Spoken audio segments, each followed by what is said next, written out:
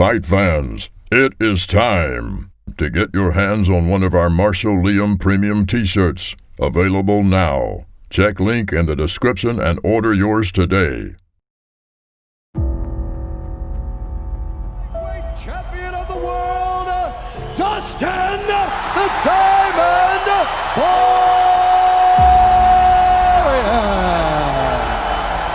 I've got knocked down, I've climbed back up like I said before, man, this is my belt, I earned this in blood, I paid in full, this is mine.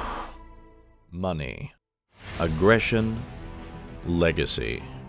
These are the reasons why a majority of mixed martial artists step into the cage. For fighters like Dustin Poirier, there is an essential grittiness that catapulted him from fighting on the small circuits in Louisiana to competing on the biggest show of them all, the UFC. But when competing at the highest level, grittiness is not enough, and the evolution of Dustin Poirier's game has been one of the most noticeable and exciting shifts in a fighter's style in recent memory. Diamonds start as coal. It is only over time they become what they were meant to be. Today, we are going to look at the evolution of Dustin Poirier's striking. We are so close to hitting 50,000 subscribers, so make sure you like and subscribe, and hit the bell notification button if you haven't already. With that being said, let's get started. The early career of Dustin Poirier was spent fighting at featherweight, where he highlighted some of his greatest natural tools: toughness, great instincts, and above all else, vicious punching power. Beautiful submissions. Oh, big uppercut there for Poirier. Corassani's in a world of pain here. This one might be done. Dustin Poirier! Oh! Big left hand to hit his hurt back. He eats another elbow. You can see you cannot stand it. All I know the flow harder than a Scotch bunny. Don't try studying me, you cannot. Poirier is sharp with those hands tonight. That's going to be it. Oh! He might be out. There it is! Dustin Poirier! After turning pro at just 20 years old, Poirier was not quite the diamond we see competing today. There was an uncontrolled chaos to his bouts. Constant forward pressure saw him walking into shots and accepting a take one to give one mindset. This can be seen in his UFC debut at age 21 in his bout against an, at the time, exciting prospect, Josh Crispy. In the opening round, a Poirier without salon-quality hair attempted to mount pressure and seize any opening he could find, regardless of how small. Anytime Crispy would attempt to suit back on the cage and catch his breath, he would be met with clean technical hooks and straights that had his opponent in trouble. Continuous combination. Oh, he's tagging him! Josh Crispy is in big trouble. The sheer number of strikes that Poirier will throw when he has his man hurt is truly terrifying. Oh, beautiful elbow. And the uppercuts. My goodness.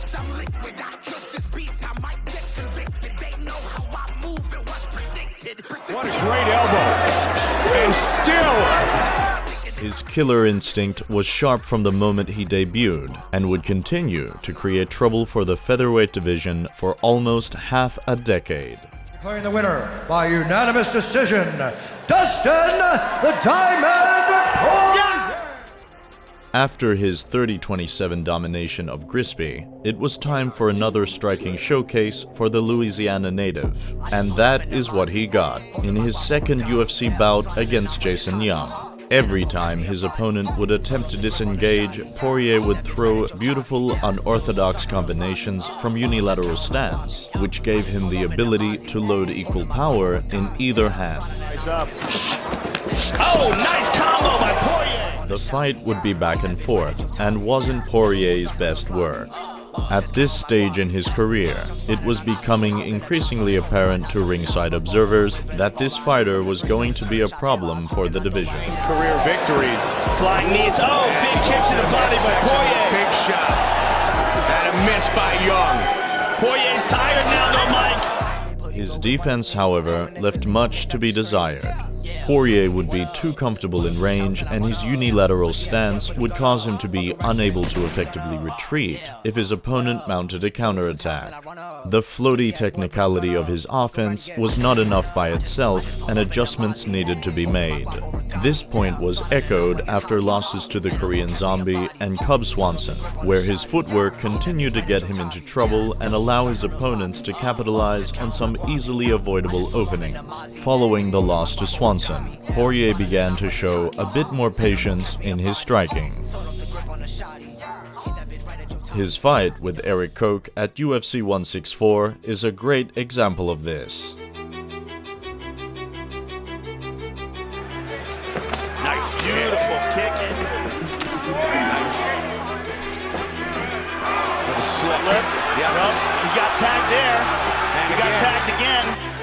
Poirier pushing forward. Oh, good left by Poirier. And again he comes forward. Oh, right hand! Big shot!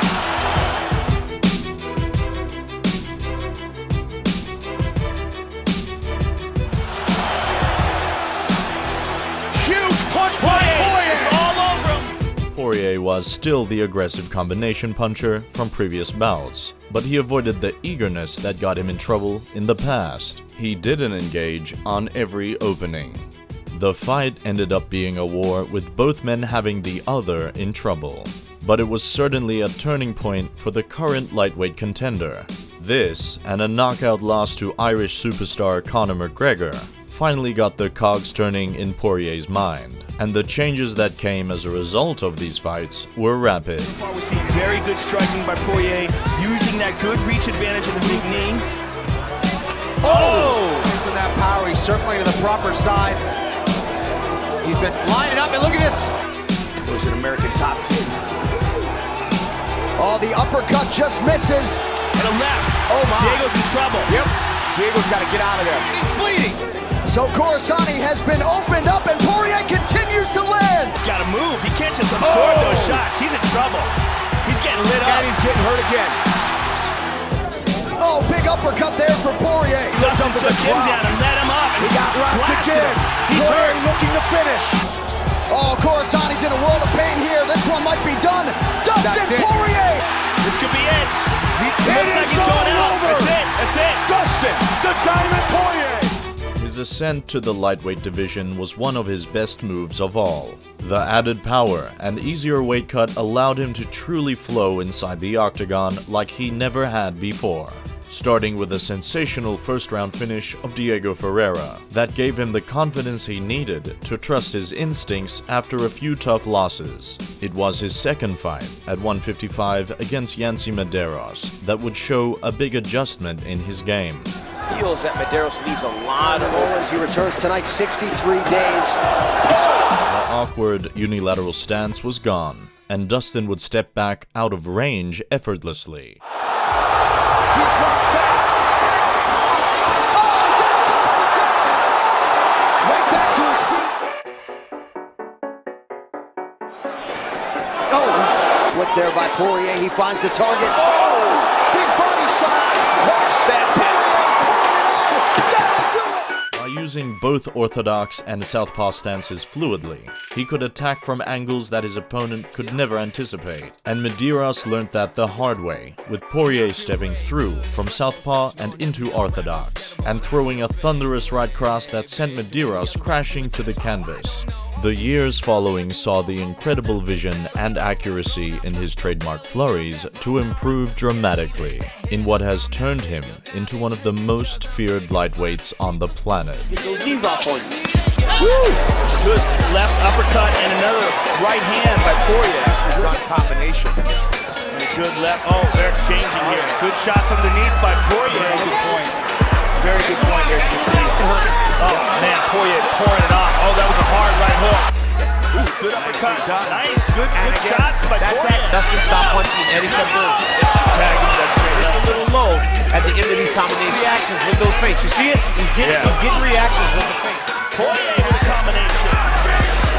Look at the angle. Oh, You see the beautiful little left step hand back there by Poirier. Big trouble. Alvarez in great trouble. Bobby Green will start talking to you. You can't get coming. He's still fighting. His eyes are gone though. Oh, took him hard. Another straight left. Oh, you heard him again. Oh, big shot. You see Dustin searching for a finishing shot here. He's just looking for the one that's going to finish him, but Eddie Alvarez... Poirier looks very sharp using that straight left against the orthodox fight. He really does. His movement is excellent. His distance and timing. Allowing Alvarez to stay in this fight. Poirier pulling it on. Really hot right now, too, with this run he's on. Well, his patience is excellent as well, too. He's picking his shots well. Loading up here, Mike, and that's a mistake. Oh, again, with that left. His second fight with Eddie Alvarez showed a completely different Dustin to the one that had made his debut against Crispy all those years ago. Poirier added a pull counter and smart footwork to his growing toolbox, and the results were incredible. 12-0 takedown ratio in his UFC career. He has never been taken down. After a back-and-forth battle, the always game Poirier stayed focused and slipped, parried, and sadly for Alvarez, countered. Seconds to go round two. These guys just can't avoid controversy. Big knee by Poirier. He's hurt. He hurt Alvarez. Alvarez is hurt again. Market off my list. Ain't your favorite artist, just another dish. Blood and staying lit, no capping over here. We a boo with swaggers, got the right idea. Haku, I spear, see all these fighters clear. Oh, big knee. Alvarez is hurt. Alvarez is done. Eddie Alvarez is done. What a warrior, Eddie Alvarez. Dustin Poirier finishes the fight. Dustin Poirier closes the rivalry. The flurries were no longer those of a young man looking to land damage, but of a seasoned veteran slipping and rolling with shots and returning fire brutally. I ran the league and I coached the elite. Back to back with all sold out seats. You came for the show, but stay for the speech. So praise tonight and get live. Gaethje has to be one of the best. Oh, nice comment. I mean, the pain crazy. He wants to keep moving back a little bit. Oh yeah. That's why Alvarez had so much success. Going to the body. Because he crowds you, so you can't extend your arms out. Oh, that was a heavy hook, though, that Poirier did. That's going to really pay dividends in the second round. Gaethje can throw the... Oh, nice combination by Poirier. Oh, wow. I mean, it's crazy watching Justin Gaethje fight. That leg. Nice combination by Poirier. Moving okay, but some significant swelling in and around that right knee. Nice combination. When he gets right back up. Nice body shot. Experience in 5-round fights. This is the first time he's seen a fourth. Big left hand lands by Poirier. I do for the gram, what y'all do for the gram. Don't dine on no swine, I'm about to go ham. Gaethje's hurt bad, but he's been here before. Gaethje nearly out on his feet. Poirier continues to land. But he... My wave is space age, all aboard the mother. Dustin Poirier, good knockout. Oh my gosh, he does it. Dustin Poirier will always be the aggressive finisher. It is in his nature. But the improvements in his defensive awareness, patience, and accuracy is truly remarkable. My camp was a lot of boxing. We added some extra days of boxing, extra footwork days. I think it paid off. I have a great boxing coach, Dia Davis, who's put a lot of time into me. And, I really appreciate it. The rematch with Holloway was Poirier's magnum opus. Coming into the fight, many people believed that the changes Holloway had made to his striking and overall MMA game would be too much for Poirier. They couldn't have been more wrong.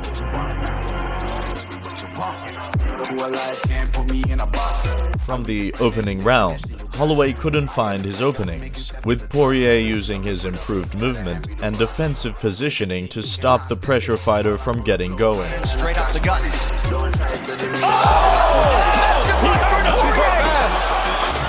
Poirier clear. Oh my God. Oh, he hurt him again. Oh, he hurt him Another again. huge right. Oh my goodness. Oh, that left. Poirier, who's already landed 40 significant strikes in round one. He hurt him again, He hurt bro. him again. Oh my goodness, again. He's just getting caught so often and so clean. Dustin's stance switching easily nullified the pull counters of Holloway. Every time Max thought he was safe, he would be met with brutal single shots from Dustin. Poirier even began to beat Holloway at his own game, slipping back and firing left straights from southpaw, which discouraged Holloway. Oh, he just got clipped. He got hurt again. Seemed to be a lot more sting on the Poirier. That hook was bad. Defensively there by Poirier. I mean, just boxing, Dustin is just so crisp. And when he couldn't rely on these things, he went back to his bread and butter: sheer toughness.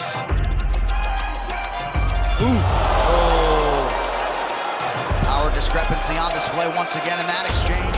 Poirier won the fight by decision and claimed the UFC interim lightweight title, and finally put all of his improvements together for one sublime performance. There was a big difference between the amount of damage that Poirier landed. A big difference. He was hitting him with big shots, with really clean, well-timed shots, with great head movement, great movement. How about that knee? Dude, everything, man. Split open his head. Yeah, man. everything. He did everything.